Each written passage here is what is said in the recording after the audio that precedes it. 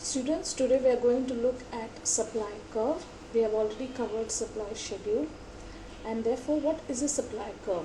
Now if that supply schedule, that is a table, if it has to be represented diagrammatically or in the form of a graph, what we get is your supply curve. So supply curve is a graphic representation of the supply schedule. So again the supply curve will show the same things. The various quantities that of a commodity that is being offered for sale at different possible prices. So it again will show a positive relationship between price and supply. So the shape of that curve or that line that is drawn will indicate the relationship between the two variables, price and supply. So again we can have supply curve of two kinds. One is your individual supply curve, second will be your market supply curve. Now your individual supply curve will look this way. So again you have both the axes, x and y axis, and on the x axis we measure quantity supplied in units, while on the y axis we show the price, which is in rupees.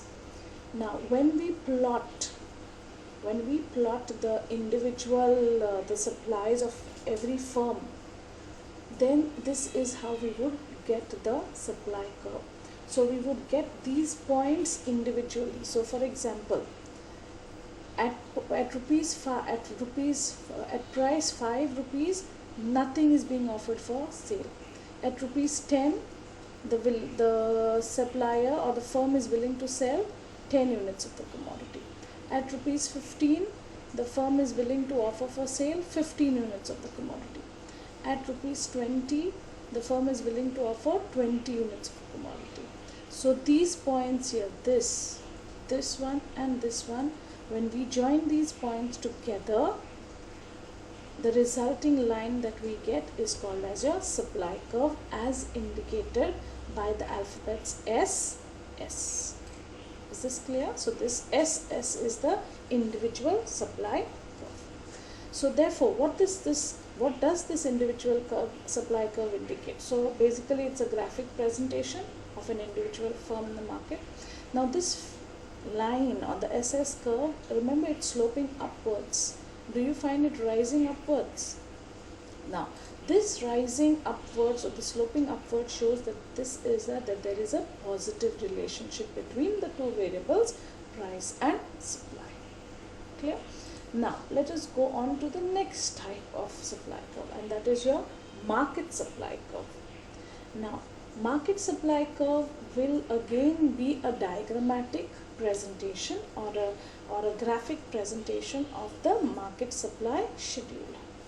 Now again we measure quantity supplied on the x-axis, price on the y-axis, and here we show the different quantities that are offered for sale at different price. Again at rupees 5, no firm is willing to offer any amount of commodity for sale. At rupees 10, you have a total of 15 units of the commodity being offered for sale. At rupees 15, you have 30 units of the commodity being offered for sale.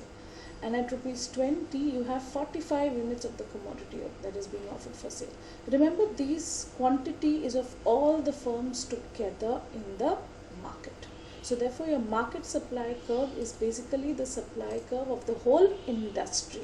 So when you add the individual supply quantities that different firms in the market are willing to offer for sale, the summation of all the individual supply quantities will result in the market's supply. So therefore, what can we tell about the market supply curve? It's a graphic presentation of the supply schedule of the industry as a whole. As I told you, many firms together form the industry.